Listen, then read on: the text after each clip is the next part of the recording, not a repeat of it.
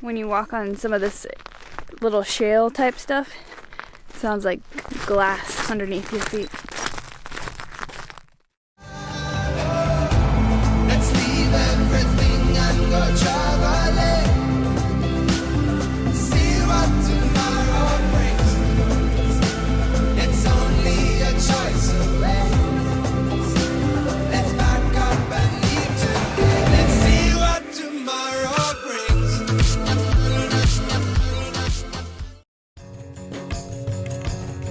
We begin our adventure where we left off last time, camping in the stunning remote dunes outside of Ica, Peru.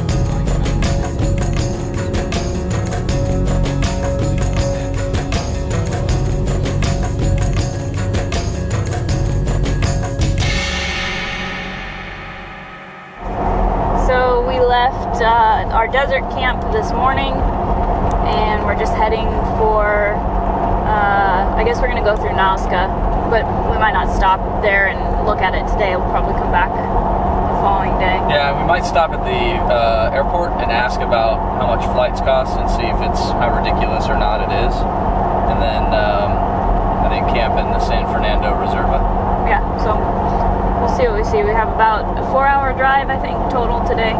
Yeah, something like that. But I think with all the slow town stuff, I bet you it's more like 5.5 or 6 total. Yeah.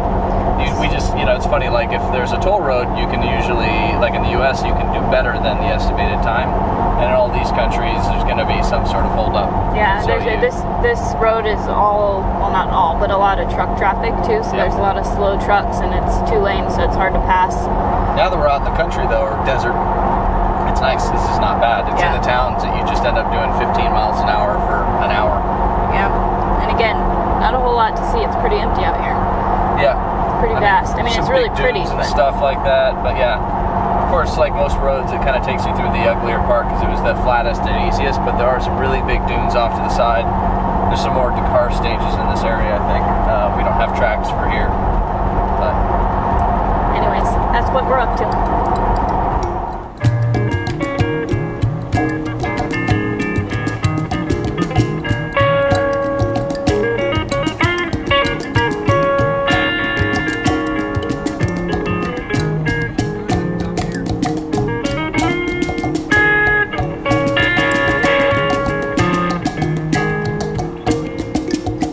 This area we are driving through is a coastal plain, and one of the driest places on Earth. It is also home to a lot of ancient history, probably the most famous being the Nazca Lines, which are 2,000-year-old designs etched into the ground by the ancient Nazca people. Some of these geoglyphs are huge, so big in fact that you can pretty much only make them out from the air. On our drive we saw signs for some smaller geoglyphs, so we decided to stop, and while I made lunch, Tim climbed to the top of the viewing platform to check out the Geoglifos de Palpa.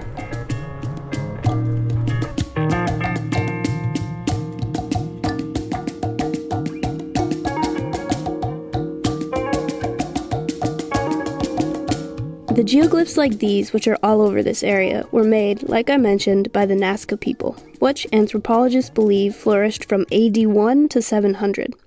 They made these designs by removing the top layer of the desert soil, which is rust-colored rocks, revealing the lighter-colored sand below. And because of the small amount of rain, wind, and erosion in this relatively flat area, the geoglyphs have remained here for many to wonder about over the centuries. You can check out some of these lines on Google Earth. I put a link in the description below. Scroll around and see what you can find. It's pretty fun. You will see, among other things, geometric designs, animals, flowers, trees, humans, and lots of straight lines. There are even some lines that measure 30 miles long. Pretty crazy. How are the lines, Tim? They were amazing. They're actually right there. They're pretty cool, actually. Was it better from the tower? No, it's probably a better view from down here than it is from the tower, because the light up there, you're kind of too in line with it or something, and so it's hard to even make them out. And so from down here, you actually see them better than paying to go up the tower. But they're 2 soles wasted. 2 soles wasted. It's like 60 cents. No.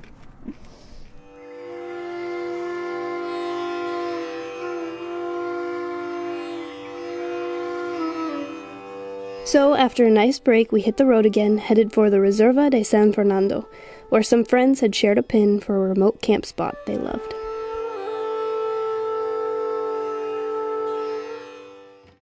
So we made it into the preserve, and Tim is in his element, Mr. Baja. Yeah, it's funny. I was just talking to a buddy today about racing next year's Baja 1000, and then we get on the most perfect road for Goose's suspension. It'll push it right to where it'll bottom out if you pick the right speed. If you go a little too fast, you'll overly bottom them out and hurt them, which we can't do because they're home. But if you're smooth, I think we're getting like 15 miles per gallon average too. So the key is don't hit the brakes. That's the game. But always be going as fast as you possibly can without ever needing to hit the brakes. Picking good lines, never hitting any rocks, never bottoming out. I love this game. I can tell.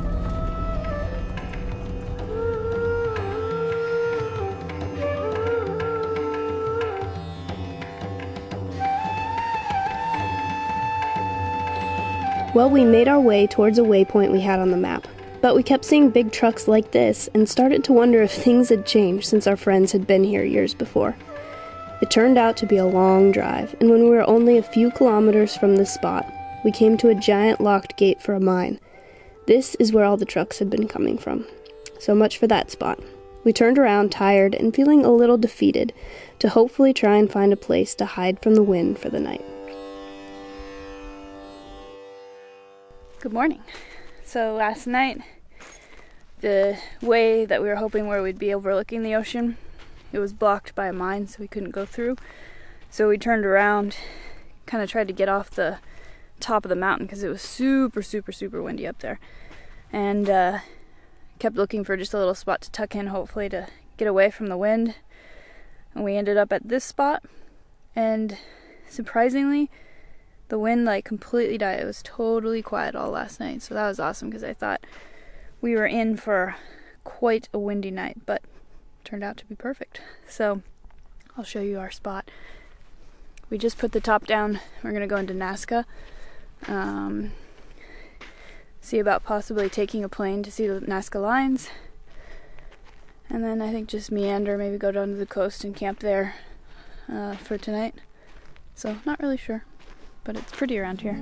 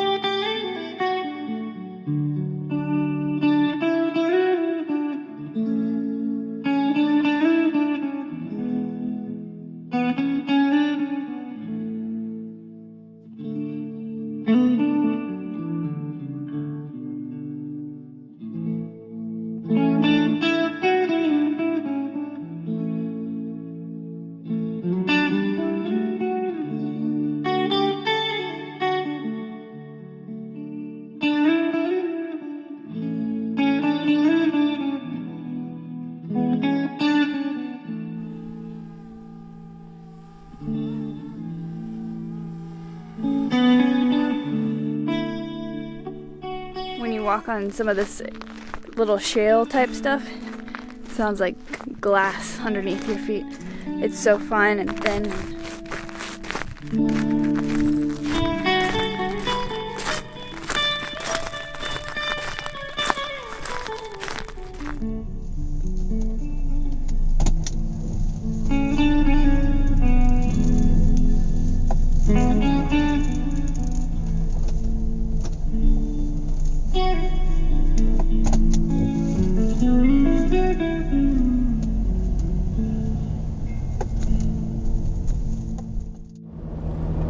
Alright, so we are heading down the coast. We're kind of heading to Arequipa. We left Nazca, well, we left it yesterday, and then this morning we drove down into Nazca, not right into the heart of town, but we were going to go and inquire about getting a flight over the lines. And it's just another big dust storm. The whole valley around there is just brown, and you can't really see more than, I don't know, more than a couple hundred yards, but less than a mile. It's pretty... I'm sure you could still see them, but it would just not make for much great video or anything for us that's exciting, especially for how expensive the flights are. Yeah. I think the only disappointment is not getting footage of it for you guys, but it's neat, but there's just a mass of humanity in a line waiting to get up a shaky, sort of poorly welded tower. So, again, not really the kind of thing that we're looking to do on this trip. So I think we're okay with it, I guess is what I'm saying. It part of me feels like we're supposed to go and see the lines, and everyone said, you gotta get a flight. And then once we saw these dust storms, it was like, we can't really see anything, let alone getting up in a plane and trying to see the lines on the ground and get good footage. So yeah, we're just cruising along. I'm exhausted. I don't know why. Last couple nights, my brain is just going, and so I haven't slept. Because we've been watching Lord of the Rings. I don't think that's it, but because I'm loving watching that. But for me, I'm thinking about everything. I'm thinking about money and how much you're spending on the trip.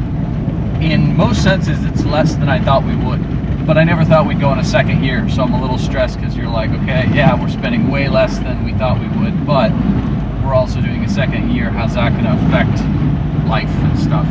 And thinking about the truck and making sure we keep the truck going.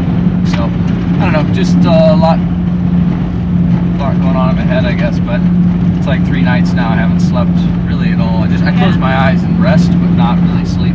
Last night we were lucky; it was nice and calm. But the other nights too, it's been kind of windy, so that wakes you up occasionally. Yeah. So it's just been kind of hard to sleep.